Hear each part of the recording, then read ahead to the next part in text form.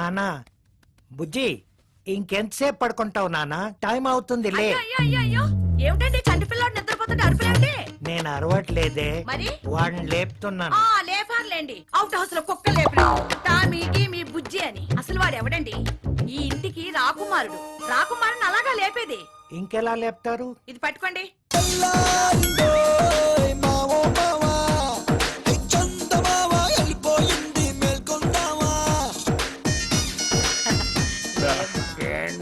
నీ favourite hero cinema first day first show చూడాలని advance booking చేయించుకున్నావు కదా, మరి వెళ్ళాలి కదా నాన్న. లే అమ్మా, నా బాబు కదూ. అది 11 o'clock. ఆల్రెడీ 10:30 అయిందిరా నాన్న. లేరా. అప్పుడే 10:30 అయిందా? అవును కన్నా, ముందు ఈ కాఫీ తాగి నువ్వు స్నానం చేసిరా, నేను టిఫిన్ రెడీ చేస్తాను. మీరు రండి. ఒరే నాన్న, చూడు దోశ ఎంత బాగుందో, కొంచెం తినమ్మా. దోశ ఏంటి, ఈ గారె బాగుంటుంది. గారి లేదు, ఏమీ లేదు. కంగారు పెట్టకే, ఈ చట్నీ చేసి చూడు. చూడు ఎవరో తలుచుకుంటున్నారా. మంచోళ్ళు తాగు.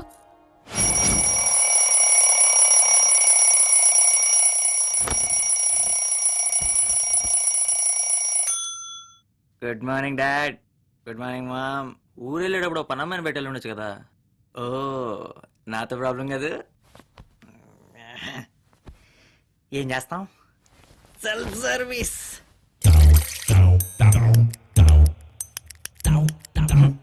నో గ్యాస్ అంటే నో కాఫీ.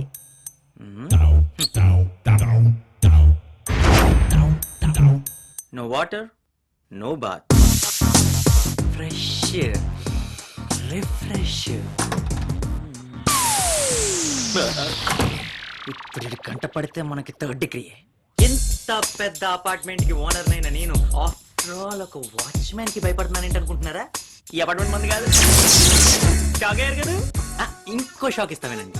ఆ ఫోటోలో చూసిన బ్లాక్ అండ్ వైట్ క్యాండిడేట్స్ కూడా మన పేరెంట్స్ కాదు. మళ్ళీ షాక్ అయ్యారు కదా. వాళ్ళ పేరెంట్స్ కానప్పుడు ఇది నా ఇల్లు కానప్పుడు అసలు నాకు ఏంటి ఇక్కడ పని అనుకుంటున్నారు కదా.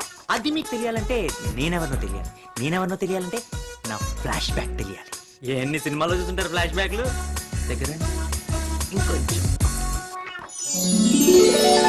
మా అమ్మ ఎవరో నాకు తెలియదు కానీ గ్రేట్ మదర్. నన్ను గేట్ దగ్గర వదిలేసి వెళ్ళిపోయింది. అలా నేను ఊరికే వదిలేసాను అనుకుంటున్నారా? లేదు, గేట్ పగిలిపోయేటట్టు ఏడ్చాను అంతే.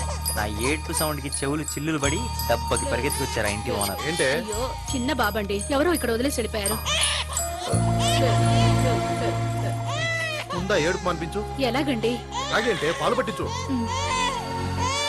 ఆగు, పాలు పట్టించమన్నా తాగించమలేదు. పాల సీసాతో లోపలికి వెళ్ళు. ఊరుకోమ్మా, పాలు తాగులేనా? పాలు తాగు, పాలు తాగు, పాలు తాగు. ఏమండి, బాబు బలి నవ్వుతున్నాడు కదండి. ఎందుకు నవ్వడు? డబ్బాడు పాలు తాగాడు కదా. అబ్బా ఊరుకోండి, దిష్టి తగులుతుంది. ఏమండి, వీడిని మనమే ఉంచేసుకుందామండి. ఉంచేసుకో, నేను ఇంకెవరన్నా ఉంచుకుంటాను. లేకపోతే నిన్ను వెళ్ళని నా బోస్ నవ్వులు చూసి ఆ మమ్మీ, అదేనండి ఆ ఇంటి ఓనర్ భార్య కరిగిపోయింది కానీ ఆ డాడీ, అదే వాళ్ళ ఆయనకి మాత్రం నా మీద జాలి పుట్టలేదు. అందుకే నన్ను తీసుకెళ్లి పక్కింటి కాదు ఎదురింటి గేట్ దగ్గర వదిలేసాడు.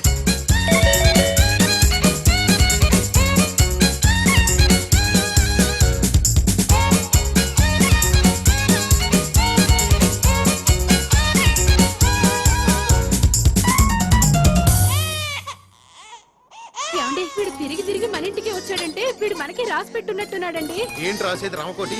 వీడిని ఇక్కడే మన ఇంటి దగ్గరే వదిలేసాం కాబట్టి తిరిగి మన ఇంటికి వచ్చాడు. ఈసారి ఇలా కాదు, కాళ్ళని ఇచ్చేయండి. అమ్మ ఒళ్ళో పడుకొని పాలు తాగాల్సిన వయసులోనే నా లైఫ్ జర్నీ స్టార్ట్ అయింది.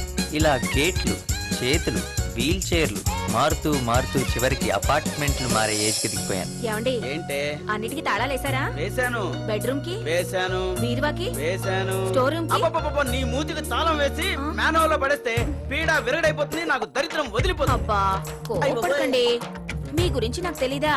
డ్రైనేజ్ లో నుండి ఎలకలు వస్తాయేమోనని కన్నం దగ్గర మసిగుడ్డ జీవితంలో నా ఫేట్ ఎప్పుడు నాకు కోఆపరేట్ చేయకపోయినా నా ఏజ్ సైజు ఇళ్లలోకి దొరకడానికి బాగా కోఆపరేట్ చేశాయి. మెయిన్ డోర్ కి తాళం వేయడం మర్చిపోయారు. నా భార్య కాబట్టి సరిపోయింది, లేకపోతే తాళాలు ఇలా మర్చిపోతుంటే ఎలా చెప్పు. ఎవరూ లేని ఆ ఇంటికి నేనే ఓనర్ అయిపోయాను. దొరికిన ఆటలన్నీ టెండూల్కర్లా అలిసిపోయేదాకా ఆడుకున్నాను. బోర్ కొట్టినప్పుడు టీవీ చూశాను, కొట్టనప్పుడు సైకిల్ దొక్కాను.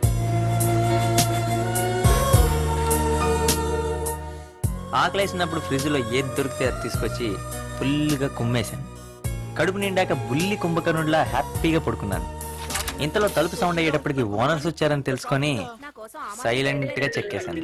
అంతే, తంతే బూరెల బాస్కెట్ లో పడినట్టు బయటకు వచ్చింది నాకు మంచి ముస్లిం ఫ్యామిలీ కనిపించింది. వాళ్ళేదో ఇల్లు షిఫ్ట్ అవుతుంటే నేను కూడా వెళ్ళి గుంపులో గోవిందంలా వాళ్ళతో కలిసిపోయాను.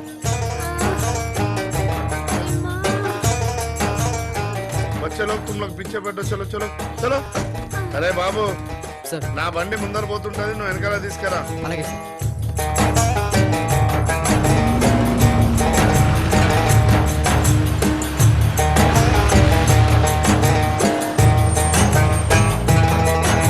చలో బేగా మను చలో చలో బచ్చలో. ఇండియన్ క్రికెట్ టీం లాంటి ఆ ఫ్యామిలీలో నేను కూడా వికెట్ కీపర్ లా వాళ్ళతో కలిసిపోదాం అనుకున్నాను. కానీ ఆ టీం కెప్టెన్, అదేనండి ఆ పిల్లల ఫాదర్, నన్ను ఎక్స్ట్రా ప్లేయర్ నంటూ బయటికి తోస్తాడు. అలా అని నేను నా కాన్ఫిడెన్స్ కోల్పోలేదు. ఇంకో ఇల్లు చూసుకున్నాను. మనకి మామూలే కదా. ఆ రోజు నుంచి రోజుకో ఇల్లు రోజుకో బంగ్లా. ఏ ఇంటికి తాళం వేస్తున్నా